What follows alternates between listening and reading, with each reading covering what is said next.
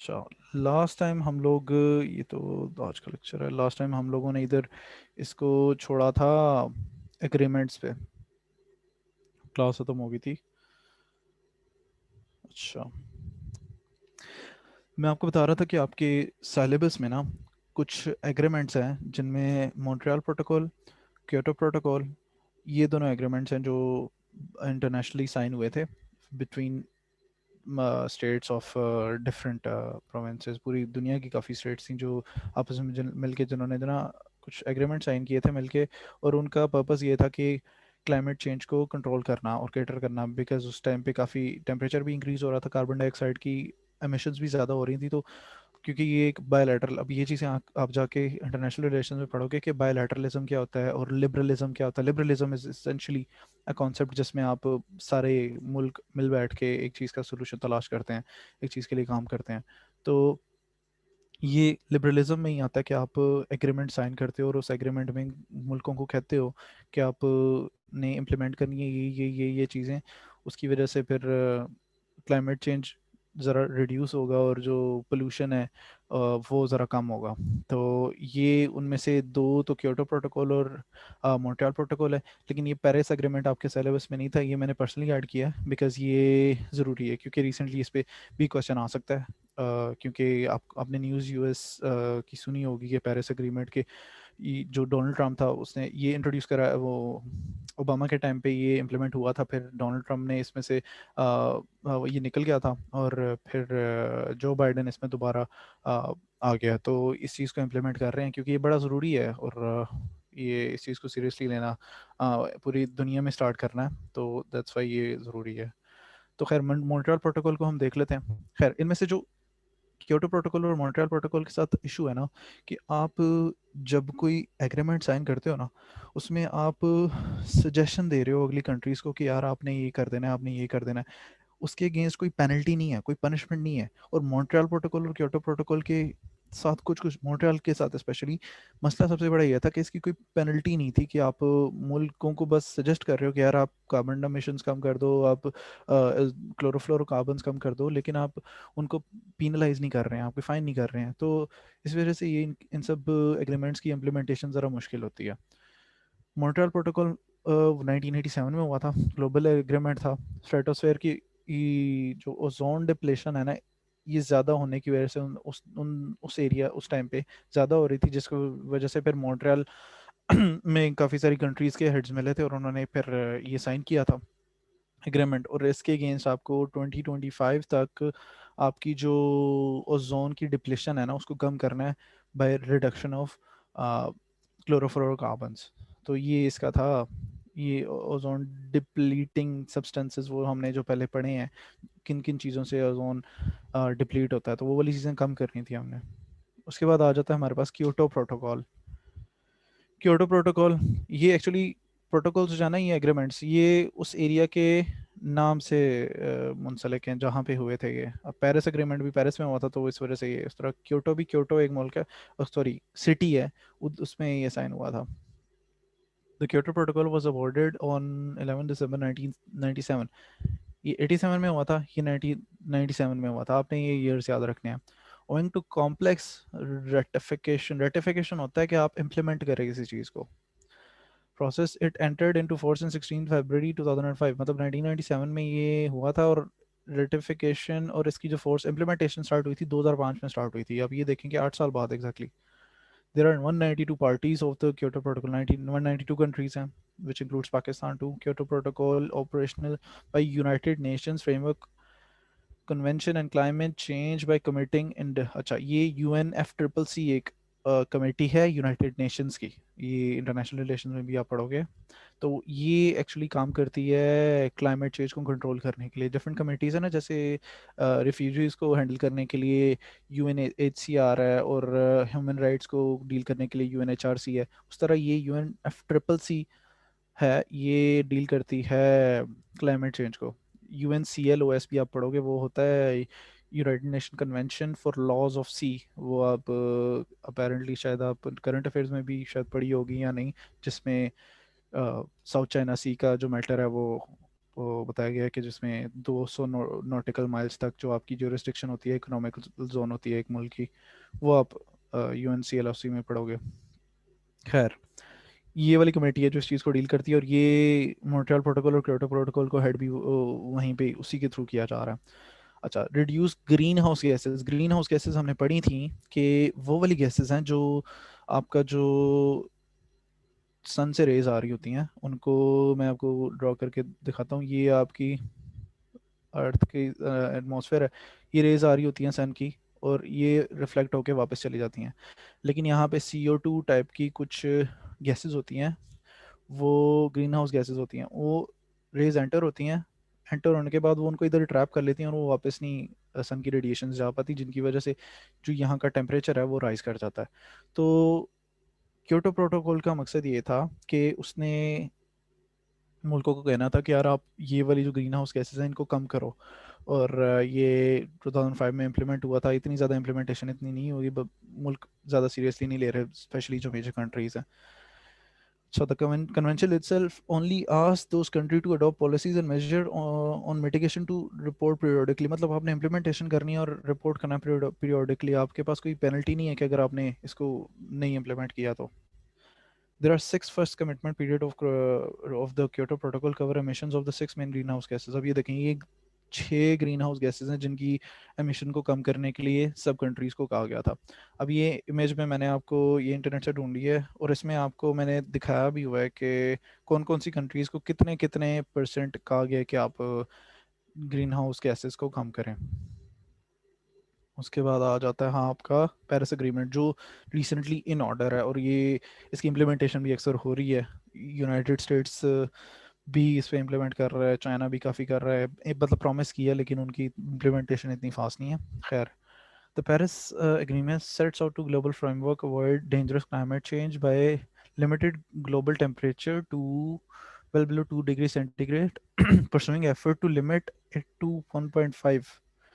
Also aims to strengthen countries' ability to deal with the impacts of climate change and support their effort. अच्छा, इसमें बताया ये गया है कि पेरिस एग्रीमेंट में आपकी कंट्रीज को कहा गया था कि आप जो टेम्परेचर है ना अर्थ का, वो राइज कर रहा है ग्लोबल वार्मिंग की वजह से ना, तो वो इसमें इस चीज़ पे एग्रीमेंट हुआ है कि आप 2100 2100 तक जो अर्थ का टेम्परेचर है वो मैक्सिमम 1.5 डिग्री सेंटीग्रेड तक ही जाए, उससे ज़्यादा ना जाए। ज़्यादा से ज़्यादा 2 डिग्री सेंटीग्रेड तक जा सकता है, लेकिन उससे ज़्यादा नहीं जाना चाहिए ना, क्योंकि अगर जिस हिसाब से क्लाइमेट ग्लोबल वार्मिंग बढ़ रही है, उस हिसाब से 1.5 डिग्री इंक्रीज 2030 तक ही हो जाएगा, बजाय 2100 के ना। तो इस वजह से पेरिस एग्रीमेंट में कहा गया था कि आप लोग जो कंट्रीज हैं वो अपनी कार्बन एमिशंस कम करें। कार्बन एमिशंस मतलब इंडस्ट्रियल जो उनकी वेस्ट होता है ना, तो वो कम करने के लिए कहा गया था मेजर जो इंडस्ट्रियल कंट्रीज हैं उनको। उसमें कौन को? Paris agreements is the first ever universal legally binding global climate change agreement adopted at the Paris climate conference. ये हुई थी दिसंबर 2015 में। और the European Union and its member states are among the close 190 parties of Paris Agreement. Mostly European states है, काफ़ी industry उधर है। Formally ratified agreement on 2016 में उन्होंने किया था यूरोपियन यूनियन ने। उसके बाद enabling entry into force by 2016 में उन्होंने उसकी स्टार्ट भी कर दी थी implementation. Agreement enter into force at least 55 countries representing 55% of the global emissions had deposited their instrument of ratification. मतलब 55% जितना भी कंट्रीब्यूट कर रहे हैं ना मुल्क, उन्होंने अपनी जाहिर किया था कि हम लोग इसको इम्प्लीमेंट करेंगे और हम कार्बन एमिशंस अपनी कम करेंगे। और ये उसके कुछ पोस्टुलेट्स हैं कि 2 डिग्री से कम रखना है आपने टेम्परेचर बाय 2100, और ये इस तरह से आपने ज़रा ग्रीन एनर्जी को जो ना सपोर्ट करना है। ये आपके एग्रीमेंट्स हैं, बेसिक बेसिक आपको इन्फॉर्मेशन याद हो कि कहाँ पे होगा हुआ था, किस साल हुआ था, इसमें किन चीज़ों पे एग्रीमेंट हुआ था। तो ये बेसिक बेसिक डिटेल आपको याद होनी चाहिए। ये आपको इसके अलावा जनरल साइंस के अलावा शायद इंटरनेशनल रिलेशन में भी पढ़ा दी जाएगी। खैर, नेक्स्ट हम आते हैं अपनी पोल्यूशंस पे। पोल्यूशन में हमारी नेक्स्ट है लैंड पोल्यूशन। तो हमने शायद कर ली थी, लैंड पोल्यूशन की थी, कौन सी की थी? Air pollution, sorry, air pollution हमने की थी। तो हमारी है water pollution. Water pollution, as you all are very well known to this fact कि लाहौर में बहुत ज़्यादा या दूसरे ममालिक में भी बहुत ज़्यादा ये क्रिकेट होती है। कराची में इसकी परसेंटेज रिलेटिवली ज़्यादा है बाकी सिटीज़ से। Water pollution happens when toxic substances enter water bodies such as lakes, rivers, oceans, and so on, getting dissolved in them, lying suspended in the water, or depositing on bed. This degrades the quality of water. अच्छा, यहाँ पे मैंने आपको बताया था कि water bodies होती हैं आपकी डिफरेंट, जहाँ पे पानी जहाँ से पानी क्रॉस होता है। फॉर इंस्टेंस वो रिवर भी हो सकते हैं, सीज भी हो सकते हैं, ओशंस भी हो सकते हैं, लेक्स भी हो सकते हैं। तो वहाँ पे जब पोल्यूशन आ जाती है, मतलब कुछ मटेरियल ऐसा आ जाता है, कूड़ा वगैरह आप फेंक देते हैं, या फिर कोई ऐसी चीज़ चीज़ जिसका पानी से ताल्लुक़ नहीं है, तो फिर वो उसके ऊपर डिपॉजिट हो जाता है, जिसकी वजह से जो ऑक्सीजन का जो होता है उससे गुजर नहीं हो सकता, और आपका पानी पोल्यूट हो जाता है, और उसकी कंटेमिनेशन हो जाती है, जर्म्स बैक्टीरिया वगैरह उसमें आ जाते हैं, और ये इसको वाटर पोल्यूशन कहते हैं। अच्छा, not only does this spell disaster for aquatic ecosystem. Aquatic ecosystem वो जो मैंने आपको बताया था कि जो वाइल्ड लाइफ होती है, जो बायोलॉजिकल लाइफ है जो पानी के नीचे एग्जिस्ट करती है, वो मरना शुरू हो जाती है। अब फॉर इंस्टेंस आपकी इंडस्ट्रियल स्पिलेज जो होता है उसमें आपके इंडस्ट्रीज़ ऑयल और जो जितना भी उनका केमिकल्स होती है ना, वो समंदर में फेंक देते हैं, समंदर में फेंक देते हैं, लेक्स में फेंक देते हैं, जिसकी वजह से आपकी उसकी सतह पर वो ऑयल और वाले सारे जो ना पोल्यूटेंट्स आ जाते हैं, और फिर नीचे सनलाइट नहीं जा सकती, ऑक्सीजन नहीं जा सकता, जिसकी वजह से ये होता है क्या, नीचे की मरीन लाइफ, वो जितनी भी मछलियाँ वगैरह होती हैं वो मरना शुरू हो जाती हैं। अच्छा, दूसरा इसका क्या है, द पोल्यूटेंट्स आल्सो सीप through and reach ground water, कि आपकी गंदा पानी जो लाहौर में इशू है कि गंदा पानी गटरों का, उसके अलावा नालों का, वो जब नीचे ग्राउंड वाटर आपका वाटर टेबल तक पहुंचता है ना, तो उसको ख़राब कर देता है। इसी वजह से लाहौर का जो पानी है वो पीने के काबिल नहीं है, कि जितने भी पोल्यूटेंट वाटर है ना वो नीचे चला गया। आई बिलीव अजान लग पड़ी है, आप लोग नमाज़ पढ़ लो, तो उसके बाद कंटिन्यू करते हैं। 7:17 हुआ है, तो 5 मिनट्स 25, 7:25 तक आप लोग वापस आ जाओ, और साइन आउट मत कीजिएगा आप लोग, बीच में ही वापस आ जाएगा, मैं रिकॉर्डिंग स्टॉप कर देता हूँ।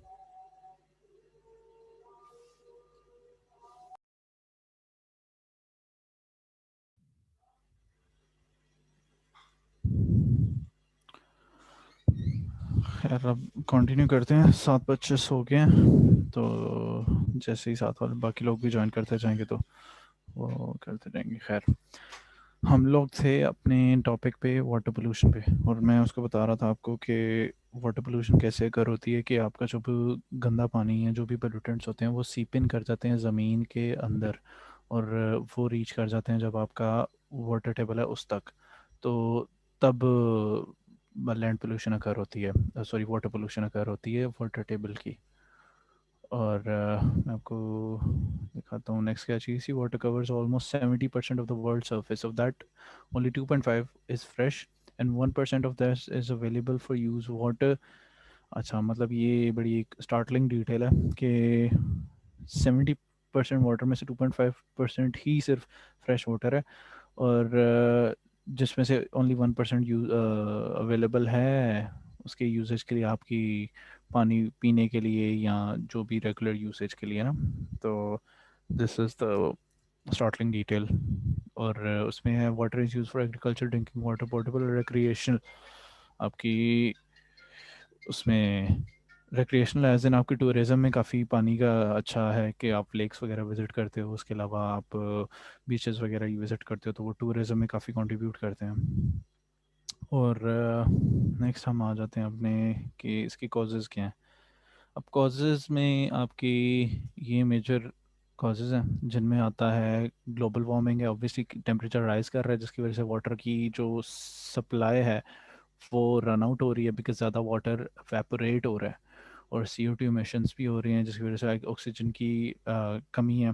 और फिर है डिफॉरेस्टेशन, क्योंकि बाकी परसेंट वाटर पर यूजलेस हैं, एक्सेप्ट 2%, एक्सेप्ट 2.5%। 2.5% से अलावा जो 70% है वो यूजलेस है, बिकॉज वो ओशन वाटर है ना, ओशन वाटर आपको पता है कि वो उसमें सॉल्ट्स होते हैं और इस तरह की चीज़ें होती हैं कि वो यूज़ नहीं कर सकते आप अपनी रेगुलर उसमें यूसेज में ना, फ़हीम। तो इस वजह से हम जो है ना 2.5% कह रहे हैं कि वो आपके रेगुलर यूसेज में आ सकते हैं उस 70% में से।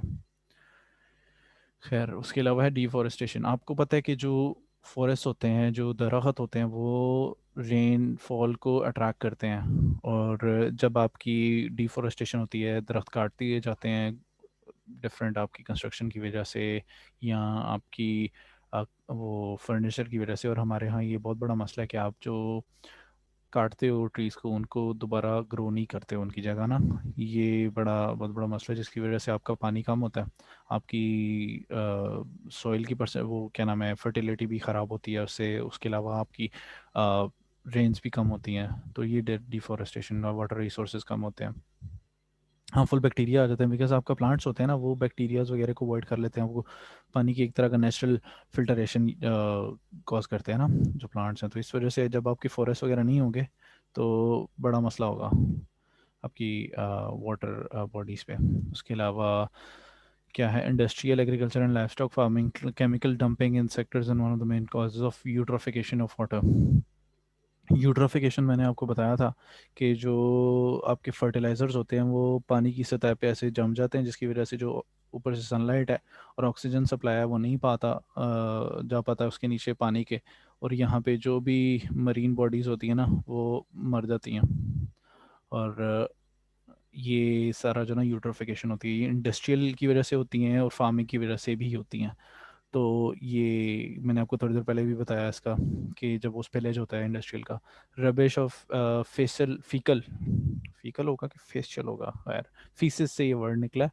तो ये होता है कि ह्यूमन वेस्ट जब आप डंप करते हो नॉर्मल वाटर में, एक जैसे वो 2.5% आपका यूजेज वाला वाटर है ना, उसमें जब आप ह्यूमन वेस्ट और रबिश और कूड़ा करकट सारा डाल दोगे तो वो वाटर पोल्यूशन कॉज करेगा। ये यूएन बताया कि 80% of the world sewage its way into seas rivers untreated. हम अब वही है ना कि आप जब नदी नालों से वो गटरों का पानी जाता है नालों से, और वो जब आप रिवर में फेंकते हो तो रिवर में साफ़ सुथरे पानी से आप में को आप पोल्यूट कर देते हो उस गंदे पानी से, गटरों और नालों और गटरों के पानी से। तो फिर वो ये बता रहे हैं कि 80% जो है ना वो ऐसे ख़राब हो जाता है यूनाइटेड नेशंस की रिपोर्ट के मुताबिक। मैरीटाइम ट्रैफिक है, मैरीटाइम होता है जो आपकी होती है ना, शिप्स होती हैं, कार्गो शिप्स, और डिफरेंट ट्रांसपोर्ट के लिए यूज़ होती हैं। फॉर इंस्टेंस आपके पोर्ट्स पे कि डिफरेंट आपने इधर से उधर लेकर जानी है डिफरेंट मुल्कों में सामान वगैरह और लोग वगैरह, उसको मैरीटाइम कहते हैं। और उसमें ये होता है कि शिप्स वगैरह होती हैं और बड़े बड़े वेसल्स होते हैं। तो उनके क्या है, much of the plastic pollution come from fishing boats, tankers and cargo ships.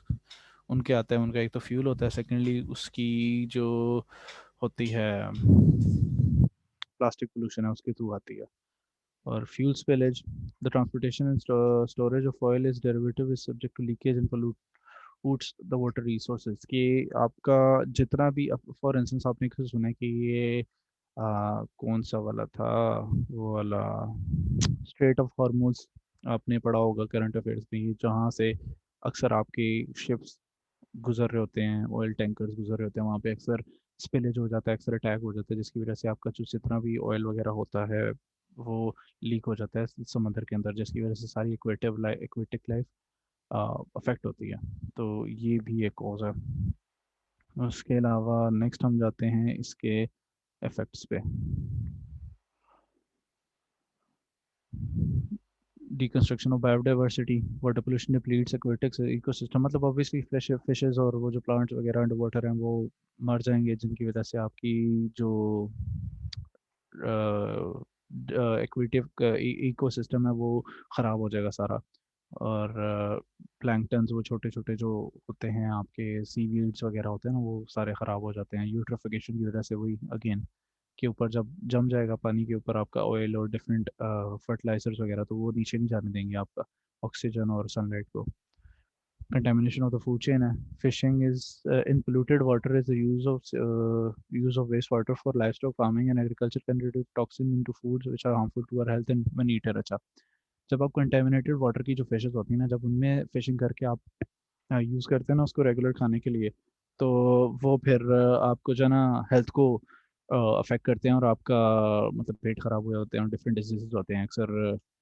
मतलब हम कर इधर पाकिस्तान में भी अक्सर ये कॉज हो रहा होता है कि ऐसे गंदे जो अ, होते हैं लेक्स वगैरह, उनमें से फिशिंग करके जब आपको ला के दे रहे होते हैं, अक्सर लाहौर में बिक्री भी रहे होते हैं, तो वो काफ़ी कैंसरस डिजीजेस कॉज कर सकते हैं। लैक ऑफ पोर्टेबल वाटर, अच्छा, no access to clean water, sanitation sanitation particularly in rural areas. अब ये आप देखते हैं डेजर्ट्स में देखते हैं, उसके अलावा आप गाँवों में देखते हैं कि पानी की सप्लाई नहीं है। ये बलूचिस्तान में बहुत बड़ा मसला है, सिंध में बहुत बड़ा मसला है कि आप के जो कैनाल्स हैं उसके थ्रू या पाइप्स के थ्रू, क्योंकि वहाँ पे पानी इतना है ही नहीं कि वो आप पोर्टेबल उधर लेकर जा सके। कराची में बहुत बड़ा मसला है कि टैंकर माफिया जो होता है वो पोर्टेबिलिटी की वजह से ही आया है कि वहाँ पे पानी की कमी की वजह से उसको लोगों को अवेलेबल नहीं है, तो फिर वहाँ पे माफिया उसको चीज़ को एक्सप्लॉइट करके मतलब मसला पैदा करते हैं, सोशल प्रॉब्लम्स काफ़ी, डिजीज़ेज होती हैं काफ़ी सारी आपकी, हेपेटाइटिस, कोलरा और डायसेंट्री, बहुत सारी डिजीज़ हैं आपकी जो ना इससे कॉज होती हैं।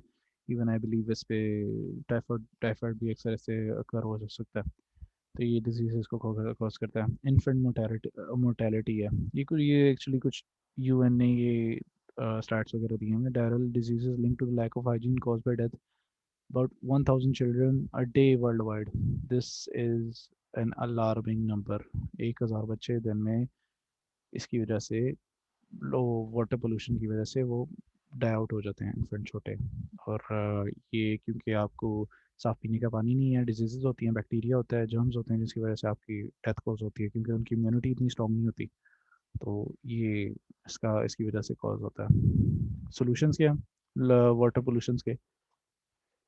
CO2 एमिशंस हमने कम करनी है, इससे फिर एसिडिफिकेशन ऑफ ओशंस की, आपने ऐसी पोल्यूटेंट्स ओशंस में नहीं इंट्रोड्यूस करानी जिसकी वजह से वो ज़्यादा एसिडिफिकेशन उसकी होगी। केमिकल पेस्टिसाइड्स और फर्टिलाइजर्स वगैरह का यूज़ कम करना है, और आपने नेचुरल फर्टिलाइजर्स की तरफ आना है रादर देन आप केमिकल पेस्टिसाइड्स करना है। Reduce safely treat water waste so that, reduce and safely treat waste water so that as well as not polluting it can be reused for irrigation and energy use। मतलब आपको अच्छे से पानी को treat करना है रादर देन कि आप उसको खुलेआम पोल्यूटेड वाटर ही जो है ना इस्तेमाल कर रहे हो इरिगेशन के लिए। मतलब आपने एक दफ़ा यूज़ कर लिया उसको, दोबारा यूज़ करने के काबिल ही ना रहे। Restrict the use of single use plastic that end floating in the river lakes oceans and many micro plastics. अच्छा, आप आपने देखा कि जो आपका शॉपिंग बैग होता है, जो पॉलीथीन बैग्स होते हैं, वो वाले आस्ता आस्ता पाकिस्तान में भी कम हो रहे हैं, बिकॉज वो पोल्यूशन कॉज करते हैं। उसकी जगह आपने ऐसी प्लास्टिक्स, ऐसी मटेरियल यूज़ करना है जो इस तरह से कॉज ना करे आपकी वाटर पोल्यूशन, और आपके फ्लोट ना करे पानी के ऊपर, जिसकी वजह से वो सारा जो प्रोसेस है ना ऊपर यूट्रोफिकेशन का, और जो ऊपर लेयर कॉज हो जाती है, वो वाला ज़्यादा ना हो। सस्टेनेबल फिशिंग है कि आप ऐसे लेक से फिशिंग ना करें, उसके अलावा आप मछलियों को बचाएं ताकि उनका जो इकोसिस्टम है ना वो सस्टेन्ड रहे। नेक्स्ट आ जाते हैं, हमारा जो लास्ट टॉपिक है लैंड पोल्यूशन का। Land pollution is something related to water pollution. आपका पिछले वाटर पोल्यूशन में से कोई क्वेश्चन वगैरह, कोई क्वेरी वगैरह है?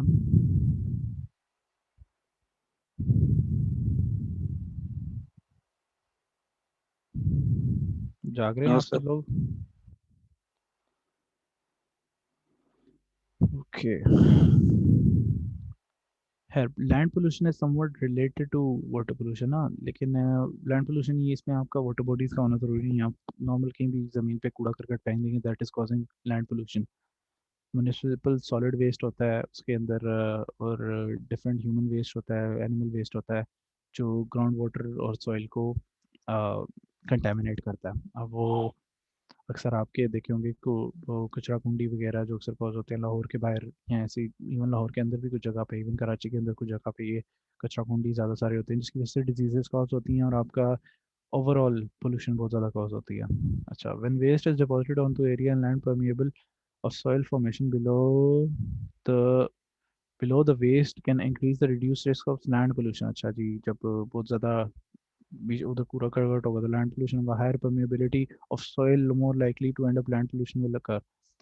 अच्छा, ज़्यादा जब ज़मीन के अंदर वो जाता जाएगा कूड़ा, तो वो लैंड की भी फर्टिलिटी अफेक्ट होगा, और उसके साथ साथ जो आपका वाटर टेबल है वो भी ख़राब होगा। कॉजेज़ क्या हैं उसके? लिटर है, आप कूड़ा करकट इधर उधर जो फेंकते हैं, रैपर्स और डिफरेंट जो आपकी यूजेज की आइटम्स है, उससे होता है। अर्बनाइजेशन एंड कंस्ट्रक्शन, जब आप ज़्यादा पॉपुलेशन को अकोमोडेट करते हो ऐसी जगह पे जहाँ पे कम लैंड है और ट्रीज वगैरह नहीं है, तो उसकी वजह से ये होता है कि आप डिफरेंट कंस्ट्रक्शन के रिजल्ट में आपकी इस तरह का वेस्ट मटेरियल, मेटल्स और प्लास्टिक्स वगैरह लोग यूज़ करते हैं कंस्ट्रक्शन में, जिसकी वजह से लैंड पोल्यूशन कर होता है। उसको प्रॉपर्ली डिस्पोज नहीं किया जाता, तो इस वजह से लैंड पोल्यूशन भी कर होता है। अगर आप अक्सर कंस्ट्रक्शन साइट पे जाएंगे तो वहाँ पे ऐसा हो रहा होगा कि प्रॉपर्ली उसको नहीं, उसका जो वेस्ट होता है ना उसको ट्रीट नहीं किया जा रहा होता। माइनिंग है, उसके थ्रू भी आपका लैंड पोल्यूशन अकर हो रहा होता है। और क्योंकि आपकी मिनरल्स वगैरह निकाल रहे होते हैं बीच में से ज़मीन के ना, एग्रीकल्चर के थ्रू हो रहा होता है कि आप जब बहुत ज़्यादा फर्टिलाइजर्स का, केमिकल फर्टिलाइजर्स का यूज़ कर रहे होते हैं ज़मीन में, तो उसकी वजह से ज़मीन की फर्टिलिटी अफेक्ट होती है, और क्रॉप्स में भी जो है ना इशू आने लग पड़ते हैं। इफेक्ट्स हैं इसके कि भी water that is unsafe to drink, मतलब आपका वाटर टेबल ही जब कंटेमिनेट हो गया तो फिर आपके पास पीने के लिए पानी भी नहीं होगा, जिसके थ्रू आपके रिवर्स भी ख़राब होंगे, आपका पानी ज़मीन के अंदर का पानी भी ख़राब होगा, और बाकी भी मसाइल आगे लैंड पोल्यूशन की वजह से। एसेंशली सॉइल है, अब आप उधर पौधे ग्रो नहीं कर सकते लाहौर में अक्सर जगह, बिकॉज वो पोल्यूटेड है लैंड, आपका लैंड पोल्यूशन की वजह से। क्लाइमेट चेंज है कि डिज़ास्टर फ्लैश फ्लड्स आते हैं, रेगुलर रेनफॉल्स आती हैं उसकी वजह से, और endanger the endangerment of extinction and extinction of species of wildlife, मतलब ऑब्वियसली जो जानवर वगैरह हैं उनको ग्रीनरी ज़्यादा प्रेफर करते हैं ना, तो जब आप दरख्त काट दिया आपने, कूड़ा करकट फेंक दिया वहाँ पे, फिर उनका हैबिटेट नहीं होगा ना, वो जो कूड़ा करकट होगा जानवरों का वो किसी और स्पेस में जाना प्रेफर करेंगे। ये वो वही वाली चीज़ है कि हैबिटेट शिफ्टिंग, वो फिर वहाँ से अपना जगह चेंज कर लेंगे अपनी, और कहीं और जाके वो सेटल हो जाएंगे। अक्सर ये ऑस्ट्रेलिया और साउथ अफ्रीका के एरियाज में भी हो रहा होता है लैंड पोल्यूशन की वजह से, वो अक्सर मैस माइग्रेशन हो रही होती हैं एलिफेंट्स की और डिफरेंट एनिमल्स की। Increase in wild fires due to polluted areas often becoming very dry, क्योंकि पानी की कमी हो जाएगी वहाँ पे, तो उसकी वजह से फिर वो ड्राई हो जाएंगे काफ़ी, उनकी एयर भी ड्राई हो जाएगी, तो वाइल्ड फायर जैसे हमने पढ़ा था कि हवा में जब कमी हो जाती है पानी की, उसकी वजह से अक्सर अकर होते हैं। Increase air pollution which burning waste contributes to, मतलब एयर पोल्यूशन में भी होगा क्योंकि ऑब्वियसली वाइल्ड फायर्स होंगे उसके थ्रू होगा, और जब कूड़ा वगैरह अगर जलाते हैं या वैसे कूड़े की वजह से भी इसेंशली आपके हवा में पोल्यूटेंट्स आना शुरू हो जाते हैं, और वो एयर पोल्यूशन का कॉज बनते हैं। सॉल्यूशंस क्या हैं इसके, वो देख लेते हैं। रिड्यूस, रिसाइकल, रीयूज़, आपकी जो चीज़ें होती हैं वो आपने रिसाइकल करनी है उनको, या फिर प्रॉपर्ली रिड्यूस करना है या फिर रीयूज़ करना है। तो ये आपका है ताकि आप लेटर को कम से कम करें, आप ऐसी चीज़ें यूटिलाइज़ करें ना कि उनको फेंकना ना पड़े, उनको रीयूज़ करना पड़े। Reduce, reduce the use of pesticides and fertilisers and pesticides, आपने केमिकल जो हैं पेस्टिसाइड्स उनको कम करना है, और फर्टिलाइजर्स को भी कम करना है ताकि यूट्रिफिकेशन ना हो या सॉइल की फर्टिलिटी ख़राब ना हो। पैकेज्ड आइटम्स बाय नहीं करनी है जिससे गार्बेज बनता है, और आपको उसको डिस्पोज करना पड़ेगा कहीं पे। To not litter on ground, ज़मीन पे कूड़ा करकट ना फिर प्रॉपर डिस्पोजल, आप गार्बेज वो जो होते हैं यूज में बिन्स होते हैं उनमें आप ट्रैश फेंके। बायोडिग्रेडेबल प्रोडक्ट्स, अब जो शॉपिंग पॉलीथीन बैग मैंने आपको बताया वो बायोडिग्रेडेबल नहीं है, कि वो उसको पता नहीं कितने साल लगेंगे डिग्रेड होने में, बल्कि डिग्रेड पता नहीं होता भी है कि नहीं, तो उसकी जगह आप ऐसे प्रोडक्ट्स इस्तेमाल करें जो बायोडिग्रेडेबल के, मतलब वो ज़मीन में जाए ना तो वो डिग्रेड हो जाए, वो उसमें वो ख़त्म हो जाए, डिस्ट्रॉय हो जाए। शॉपर आपका डिस्ट्रॉय नहीं होता ज़मीन के अंदर। तो ऐसे आपने प्रोडक्ट्स की वजह से वो कहते हैं कि जो पेपर बैग्स या वो जो कपड़े के बैग्स हैं वो यूटिलाइज़ करने के लिए उन्होंने, पाकिस्तान गवर्नमेंट ने इशू किया decree. Do organic gardening and eat organic food that will be grown without use of pesticide and insecticide, इस तरह के आप प्लांट्स ग्रो करें, ऐसे ही आप मटेरियल यूज़ करें। ऑर्गेनिक गार्डनिंग उसे कहते हैं कि उसमें पेस्टिसाइड्स और इंसेक्टिसाइड्स ना आपको यूज़ करने पड़े।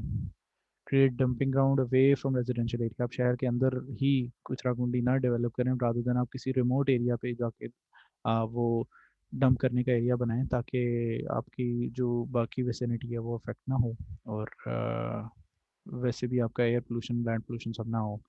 और स्मेल वगैरह भी तो जो ना उसकी काफ़ी बुरी होती है। Littering properly dispose of water of waste, which is an essential measure against land pollution, both household as well as industries.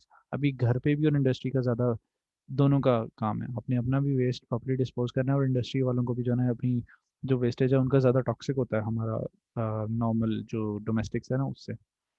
Education is the key, आपने सिखाना है सबको, बताना है लोगों को स्टार्टिंग से कि भाई ये कितने इसके बुरे कॉजेज़ हैं और ये कितना डेंजरस है, तो कैसे इस चीज़ को आपने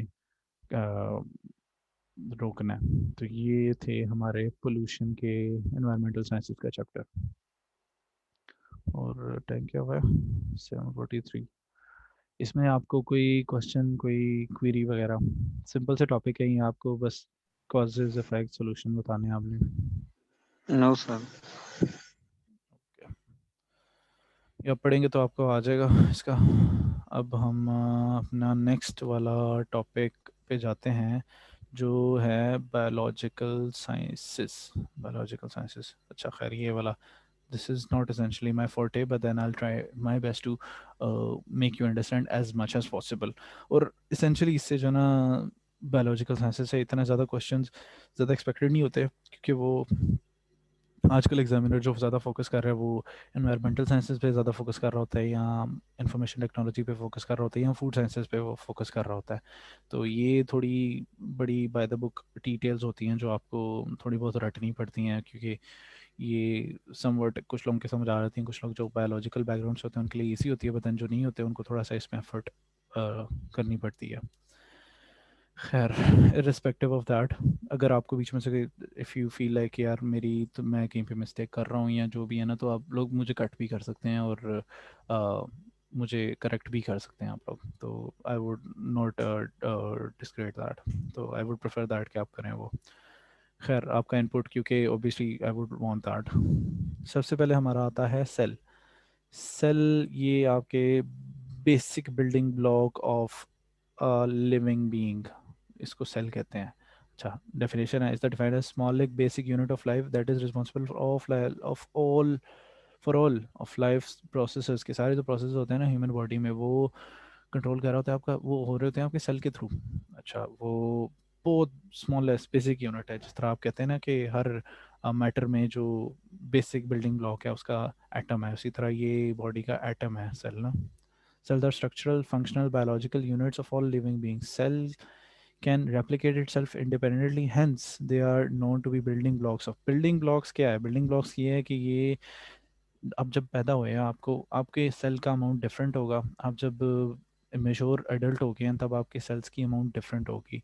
तो वो किस वजह से होगी कि आपका जो सेल है ना, वो एक सेल से दो सेल्स में कन्वर्ट हो सकता है, वो रिक्रिएट कर सकता है खुद को। उसका एक, आपने शायद जिनमें से आप बायोलॉजी वाले होंगे उन्होंने एक डायग्राम भी देखी होगी ऐसे करके, एक सेल से जो ना दो दो सेल्स बन रहे होते हैं, तो ये रिक्रिएट होता है, जिसकी वजह से इसको बिल्डिंग ब्लॉक्स ऑफ लाइफ कहते हैं, कि खुद रिक्रिएट कर रहे होते हैं ये। रॉबर्ट हुक साहब ने डिक्लेयर इसको डिस्कवर किया था 1665 में। इसका भी लंबा पीछे जो ना एक है कि कैसे उसने डिस्कवर किया था, तो उस डिटेल में हम नहीं जाएंगे क्योंकि ज़रूरत नहीं है इसमें। और एक्चुअली दो ये इसमें हम सेल देख रहे हैं, ये एनिमल सेल है ये वाला, और ये वाला प्लांट सेल है, उसके ये स्ट्रक्चर भी बताया हुआ गया है। तो अगर आपको कभी इसकी क्वेश्चन आएगा तो दिस इज़ कंपल्सरी, आपने सेल की डायग्राम कंपल्सरी बनानी है और उसको इस तरह से लेबल भी करना है लाजमी। This is like compulsory science में ना, तो सेल के ऊपर ये जो ना करना है। अच्छा, दो तरह के सेल्स होते हैं, एक प्रोक्रियोट्स होते हैं और एक यूक्रियोट्स होते हैं। और वो हम देख लेते हैं आगे क्या प्रोक्रियोट्स क्या होते हैं और यूक्रियोट्स क्या होते हैं।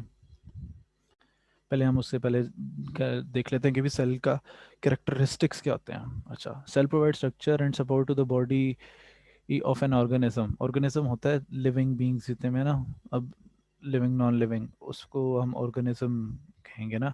तो स्ट्रक्चर और सपोर्ट उसकी बॉडी को देता है। हमारा इंसान है, हम ऑर्गेनिज्म है, हमारी बॉडी को जितना भी सपोर्ट देना है, स्ट्रक्चर देना है, वो उसने सेल ने देना है, मसल्स के थ्रू, बोन्स के थ्रू।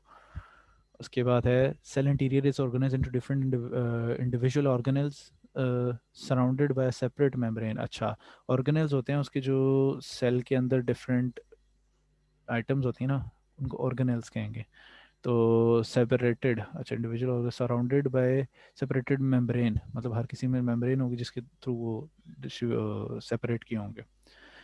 न्यूक्लियस इसका ब्रेन है।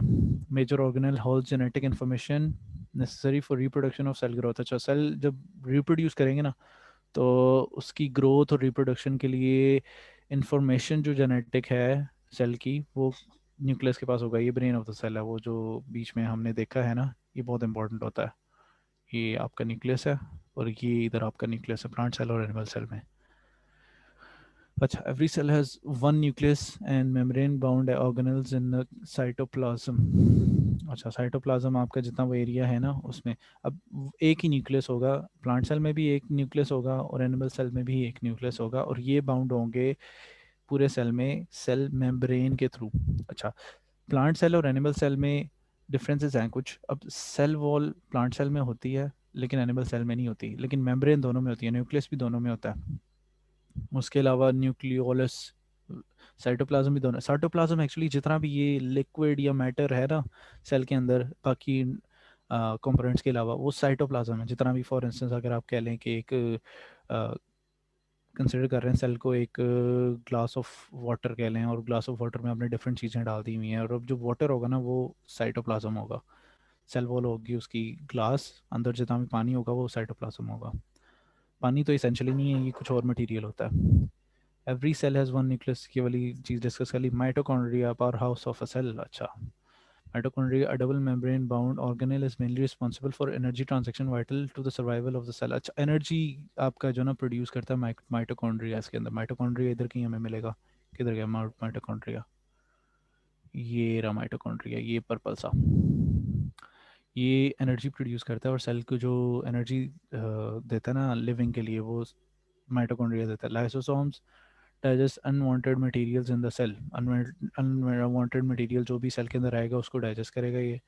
Endoplasmic reticulum plays a significant role in the internal organization of a cell by synthesizing selective molecules and processing, directing, sorting them into appropriate location। The endoplasmic reticulum हम देख लेते हैं किधर है, ये रहा एंडोप्लाज्मिक रेटिकुलम, और ये प्लांट सेल में ही पाया जाता है। ये अरेंजमेंट्स जिनकी जितने भी इसके कंपोनेंट्स होते हैं ना, अब इसमें क्या क्या है, इंटरनल ऑर्गेनाइजेशन करता है सेल की, synthesising selective molecules and processing, directing and sorting them over their appropriate location. Different different जो इसके कंपोनेंट्स हैं ना, उसको अपनी अपनी जगह पे अपने अपने पर्पस के लिए इधर उधर अरेंज करने का, ऑर्गेनाइज करने का जो पर्पस होता है ना, वो एंडोप्लाज्मिक रेटिकुलम का होता है।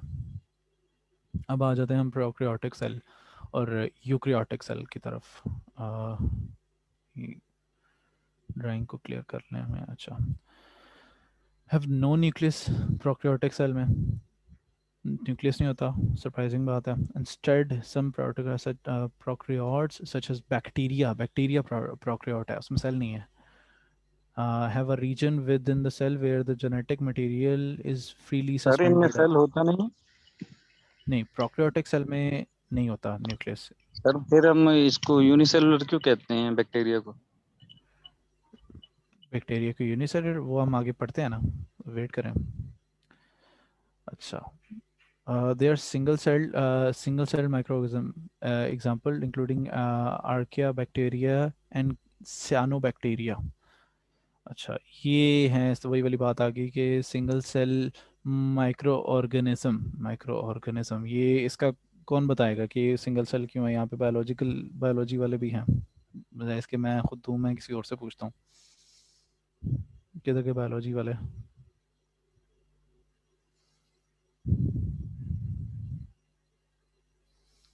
Anyone would like to answer कि इसको सिंगल सेल माइक्रो ऑर्गेनिज्म क्यों कहते हैं? सर इनकी जो बॉडी होती है वो सिर्फ एक ही सेल पर मुश्तमिल होती है, इसलिए इनको हम सिंगल बोलते हैं। अच्छा, anyone who would like to disagree और एग्री विद दिस स्टेटमेंट? और एनीवन सर, एल्स? और ये प्रोकैरियोटिक सेल्स का मतलब ये होता है कि इनमें वाज़े न्यूक्लियस नहीं होता सर। न्यूक्लियस होता नहीं है उसके बाद, या न्यूक्लियस नहीं होता। Okay, that's fair. अच्छा, सेल साइज इसका बता दिया कि भी 0.1 से 0.5, इसको कहते हैं माइक्रोमीटर। ये जो साइन है ना, माइक्रोमीटर इसका डायमीटर होता है, इतना छोटा होता है ये। और ये हेरेडिटरी मटेरियल के अंदर भी डीएनए और आरएनए कि डीएनए आरएनए इसमें जो है ना कंस्ट्रक्ट हो जाते हैं. Prokaryotes generally reproduce by binary fission, a form of sexual reproduction. They're also known as use conjugations, which is often seen as prokaryotic equivalent to sexual reproduction. However, it is not sexual reproduction. ये sexual reproduction से similar है, but then ये नहीं है because binary fission fission का मैंने आपको word बताया कि फिशन न्यूक्लियर रिएक्शंस में भी था कि आप दो डिफरेंट एक एलिमेंट से आप जब वो टूटता है तो उससे दो डिफरेंट एलिमेंट्स निकलते हैं, वो फिशन होता है. और वो इसमें भी ये हो रहा होता है कि ये एसेक्सुअल रिप्रोडक्शन की तरह से ही है कि ये डिफरेंट जब रिप्रोड्यूस कर रहा होता है ना तो वो बाइनरी फिशन की तरह होता है. ये इसकी प्रॉपर्टी है प्रोकैरियोटिक सेल की. तो ये ज़्यादा ये मेरे ख्याल से प्लांट और ह्यूमन सेल, वो प्लांट और एनिमल सेल नहीं होता ये, ज़्यादातर इसी में ही होता है, आर्किया बैक्टीरियल और साइनोबैक्टीरियाज में ही होता है ये सेल. और उसके बाद हम नेक्स्ट अपने आ जाते हैं यूक्रियोटिक सेल. ये होते हैं जनाब, इनमें कैरेक्टर, इसमें ट्रू न्यूक्लियस होता है, एग्जिस्ट करता है जो हमने पढ़ा है, और यूक्रियोटिक था वो. The size of cell ranges between 10 to 100 micrometer in diameter. Broad category includes involves plants, fungi, protozoas and animals. मतलब जो हमने पहले पढ़े हैं वो यूक्रियोटिक सेल ही था. Plasma membrane is responsible for monitoring the transport of nutrients and electrolytes in and out of the cell. It is responsible for cell to cell communication. अच्छा, जो प्लाज्मा मेम्ब्रेन होती है ना इसकी, ये वाली जो सेल मेम्ब्रेन है, ये रिस्पॉन्सिबल होती है यूक्रियोट सेल में कम्युनिकेशन के लिए डिफरेंट सेल से. मतलब एक सेल दूसरे सेल से जो कम्युनिकेट करेगा वो सेल मेम्ब्रेन के थ्रू करेगा. और उसके अलावा सेल मेम्ब्रेन का ये है कि जो भी सेल के अंदर कुछ प्रोटीन्स वगैरह या जो भी एलिमेंट्स आने होते हैं ना, वो उनको प्लाज्मा मेम्ब्रेन ही हैंडल कर रहा होता है. अच्छा, they reproduce sexually as well as asexually, के दो सेल मिल के भी रिप्रोड्यूस कर सकते हैं और बगैर उसके भी वो रिप्रोड्यूस कर सकते हैं. There are some contrasting features between plants and animals, e.g., for example, the plant cell contains chloroplast, central vacuoles, and other plastids, whereas the animal cell does not. ये वाले difference हमारे पास आ गया कि भाई क्लोरोप्लास्ट होगा प्लांट सेल के पास, central vacuole होगा, और प्लास्टिड्स होंगे एनिमल सेल के पास, वो वाली नहीं होंगी क्योंकि इसको खुद अपनी वो क्या कहते हैं ना, वो प्रोसेस को फोटोसिंथेसिस प्रोड्यूस नहीं करना, तो इसके लिए एनिमल सेल में वो चीज़ें नहीं होंगी. आगे हम चले जाते हैं अपने सेल के स्ट्रक्चर पे. अब ये कुछ डिटेल हैं हमारी सेल के डिफरेंट जो एलिमेंट्स हैं उसकी, कि सेल मेम्ब्रेन का क्या पर्पस होता है, क्या उसके फंक्शंस होते हैं, सेल वॉल के क्या फंक्शंस होते हैं, और ये साइटोप्लाज्म का क्या होता है, और न्यूक्लियस क्या क्या होता है. तो ये मैंने कुछ कुछ आपको पहले बता दिया, बाकी आप इसको रीड आउट करेंगे तो आपको आइडिया हो जाएगा कि ये क्या है, इसका फंक्शंस वगैरह होते हैं. ये उसके ऑर्गेनेल्स हैं सेल के, जिनके फंक्शन बताए गए हैं कि न्यूक्लियोलस जो है वो ribosome synthesise also involve in controlling cellular activities, cellular reproduction के लिए यूज़ होता है. सेल मेम्ब्रेन आपको मैंने पहले बताया कि प्लाज्मा मेम्ब्रेन जो बिटवीन एलिमेंट्स को हैंडल करने के लिए होता है. अच्छा, ये सॉरी, न्यूक्लियर मेम्ब्रेन अलग है और प्लाज्मा मेम्ब्रेन अलग है. न्यूक्लियर मेम्ब्रेन, न्यूक्लियस की जो मेम्ब्रेन जो बाहर की उसकी बाउंड्री है ना, उसको कहेंगे हम protects nucleus from forming boundary between nucleus and other cell organelles. बाकी जो उसके ऑर्गेनेल्स है, साइटोप्लाज्म और डिफरेंट एंडोप्लाज्मिक रेटिकुलम एक्सेट्रा, उनसे सेपरेट करने के लिए आपकी न्यूक्लियर मेम्ब्रेन होगी. Chromosomes play a crucial role in determining the sex of an individual. Each human cells contain 23 pairs of chromosome. ये आपने पढ़ा होगा बायोलॉजी में कि 23 सेल्स जो आपके क्रोमोसोम्स ही होते हैं वो जेंडर को कर रहे होते हैं आइडेंटिफाई रिप्रोडक्शन के टाइम पे. ये सेल में मौजूद होते हैं. Endoplasmic reticulum is involve in transportation of substance through cell. ये हमने पहले पढ़ा कि इधर उधर आपके ऑर्गेनाइजेशन के लिए भी यूटिलाइज होते हैं. और synthesise of lipid, steroids and proteins produce करने के लिए होते हैं. Golgi bodies are called cells. Post office, it is involve in transportation of material in the cell. इधर उधर मूव करने के लिए आपके जो गोल्जी बॉडीज यूज होती हैं डिफरेंट एलिमेंट्स को. राइबोसोम है, प्रोटीन सिंथेसाइज कर रहा होता है सेल के लिए. Mitochondria, mitochondria power house of the cell, ये वाली चीज़ अक्सर आप सुनेंगे. It is called because of its ATP. ATP होता है एडिनोसिन ट्राइफॉस्फेट। ये एक मटेरियल होता है जो माइटोकॉन्ड्रिया प्रोड्यूस करता है, जिसके थ्रू सेल की एनर्जी सिंथेसाइज होती है। ये उसका फंक्शन होता है। Lysosomes protect cell by configuring foreign bodies entering into the cell, help cell renewal, therefore it is known as cell suicide banks। अच्छा, ये लाइसोसोम होते हैं, ये आपकी सेल को प्रोटेक्ट करते हैं बाहर से कोई बैक्टी वो जो होते हैं वायरसेस वगैरह अक्सर है ना, उससे फाइट करने में ना।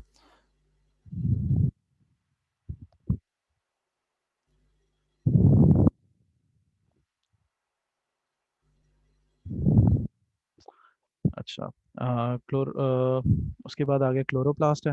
Chloroplast primary organelle photosynthesis contains pigment of chlorophyll. अक्सर आपका क्लोरोप्लास्ट जो ये कंटेन होता है इसमें प्लांट सेल्स में क्लोरोप्लास्ट, जिसकी वजह से आपको ग्रीन कलर जो दिखाई दे रहा होता है ना प्लांट का, वो उसकी वजह से होता है। और फोटोसिंथेसिस इससे होता है कि आपके पानी और जब सूरज की रोशनी के थ्रू जब वो अपनी फूड प्रोड्यूस करता है ना, उसको फोटोसिंथेसिस कहेंगे प्लांट को। वैक्यूल होता है, vacuole stores food water and other waste material of the cell. ये as as the definition suggest ये वैक्यूल का फंक्शन होता है। अच्छा, ये था आपका प्लांट का कुछ वो एंड सेल का कुछ स्ट्रक्चर है। ये बेसिक बेसिक डिटेल है जो आपको पता होनी चाहिए, और डायग्राम पता होनी चाहिए। बाकी वो बीच में कभी आपसे प्लांट ज़्यादा डिटेल में नहीं पूछेगा, प्लांट सेल की पूछ लेगा या एनिमल सेल का पूछ लेगा, और ज़्यादा डिटेल में नहीं जाएगा वो। तो आपको ये वाली चीज़ें बेसिक बेसिक याद होनी चाहिए। आप उसका टाइप्स बता दें, आप उसकी डायग्राम बना दें, उसकी डेफिनेशन बता दें, और इन इन चीज़ों की जो ना बेसिक आप बता दें कि क्या पर्पज़ होता है, तो you will be good to go. Biomolecules. Biomolecules आपके मेरे ख्याल से 759 हो गए। खैर,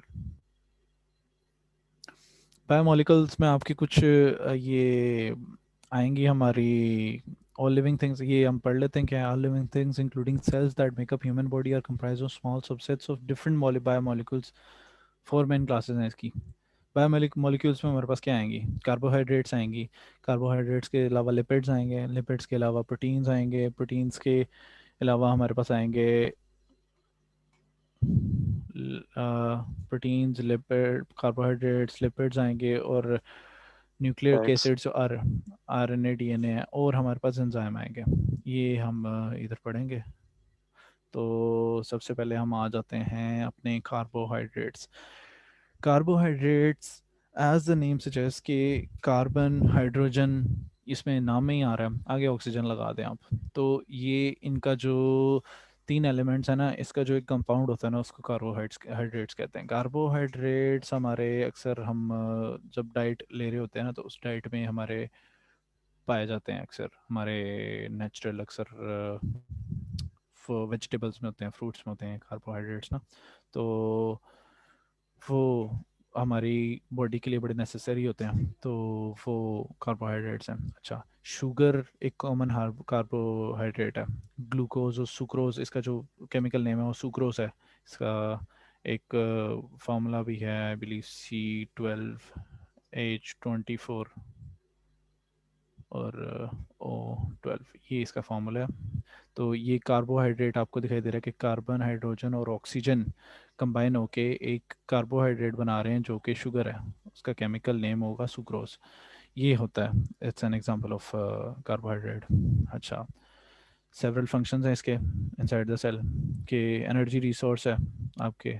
शुगर, अगर ब्लड शुगर वगैरह लो हो जाती है तो उसके लिए आपकी कंपलसरी है ग्लूकोज आपको चाहिए होता है ब्लड में। प्रोवाइड स्ट्रक्चर, स्ट्रक्चर सेल को प्रोवाइड करते हैं अक्सर, ये कम्युनिकेशन के लिए यूज़ होते हैं।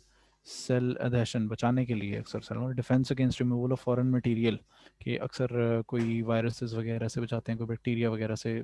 जो चीज़ नेसेसरी नहीं होती है सेल के, उसके बचाने के लिए आपको कार्बोहाइड्रेट्स हेल्प करते हैं। इसी वजह से आपको कहा जा रहा होता है वेजिटेबल्स वगैरह का इंटेक आप ज़्यादा करें, और फ्रूट्स वगैरह का करें, बिकॉज कार्बोहाइड्रेट्स होते हैं उसमें।